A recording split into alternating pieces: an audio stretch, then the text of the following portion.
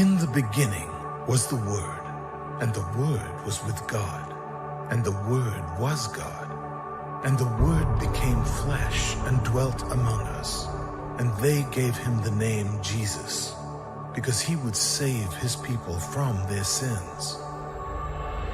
Jesus, when he began his ministry, was about 30 years of age, and Jesus went throughout all the cities and villages, proclaiming the gospel of the kingdom and healing every disease.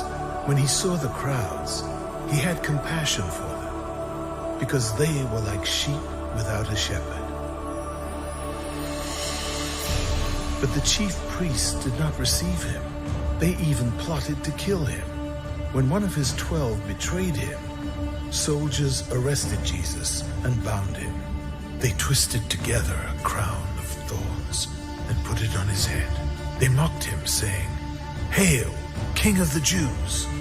and struck him. When the chief priests and the officers saw him, they cried out, "Crucify him! Crucify him!" So they took Jesus, and he went out, bearing his own cross. And there followed him a great multitude of the people who were mourning for him. When they came to the place that is called the Skull, there they crucified him. And Jesus said, "Father, forgive them, for they know not what they do." And when Jesus had cried out again in a loud voice, he gave up his spirit.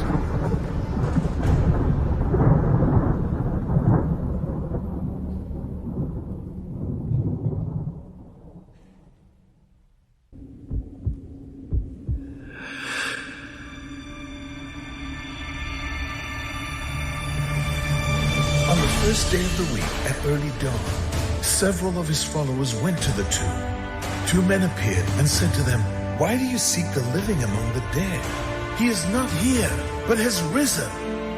That evening, Jesus came and stood among his disciples and said to them, "Peace be with you." Then he showed them the holes in his hands and side. When his time had come, he ascended into heaven, and an angel appeared to the disciples to reassure them. The same Jesus who rose into heaven will come again, and we sing hallelujah to the Lamb.